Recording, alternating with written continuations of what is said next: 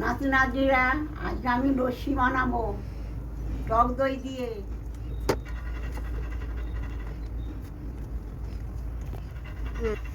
চিনি দিচ্ছি 3 চামচ, নুন দিচ্ছি, এইবার জল জিরা দিচ্ছি 1 চামচ 2 চামচ। এবারে জল দেবো,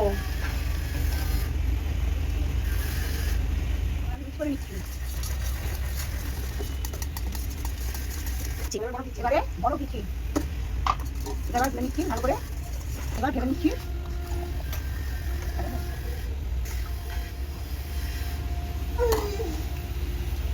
এবার খেয়ে দেখছি কেমন হয়েছে টেস্ট।